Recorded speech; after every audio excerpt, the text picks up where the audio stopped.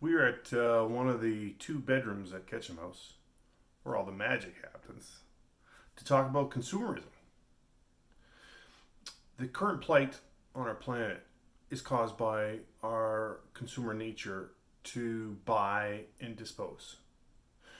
This is something that's become a problem because we are now consuming so many goods and simply throwing them away to buy new goods. In the past, things were built and they were built to last. That's why I feel the best way to fill our life with beautiful things is to buy repurposed items. Everything in this room has been repurposed. The 5 animal prints behind me were bought on Facebook Marketplace, along with this really jazzy lamp. There are many secondhand stores out there where people have donated belongings of their own or maybe a loved one who's passed away.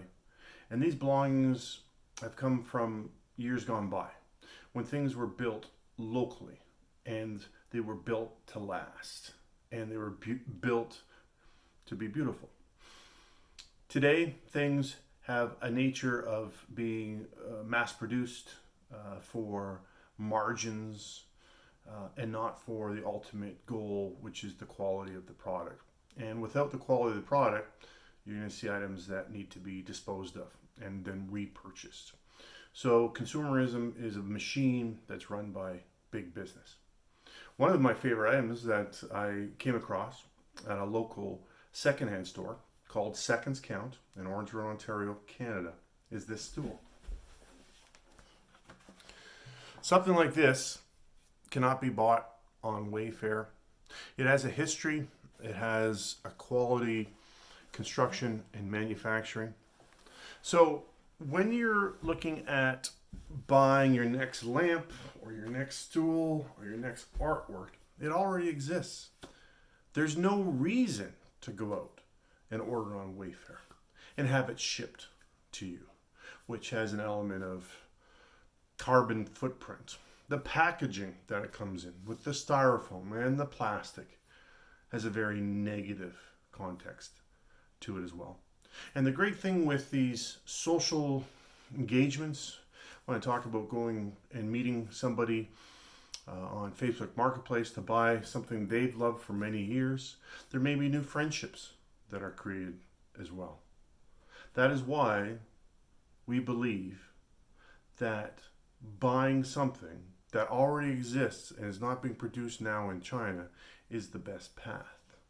It's the difference between instant gratification and delayed gratification. There's been studies shown that years ago, a group of children were offered 1 or 2 cookies. Some of them jumped. Let me refocus on this. They're offered 1 or 2 cookies. They could have 1 cookie now, or they can have 2 cookies in 20 minutes. There was a group of kids that chose to have that 1 cookie now, and a group of kids that waited, that were patient, that delayed gratification, and they waited for 2 cookies in 20 minutes. Years have passed. Studies have shown getting reconnected with these kids, having groups of being able to identify their current state throughout their lives.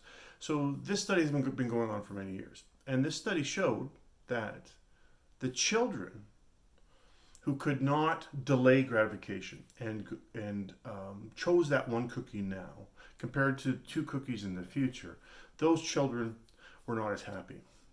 They did not have the same level of deep relationships. They didn't have the same level of jobs that these other people did when they were able to delay gratification. So consumerism today is all about instant gratification.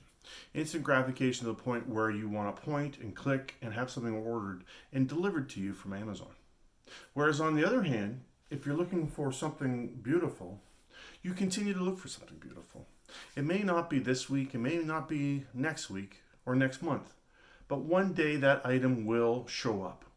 And when you pick up that item and exchange your money for that item, you may meet somebody, a new friend. It's more social than the element of pressing a button, having a package delivered.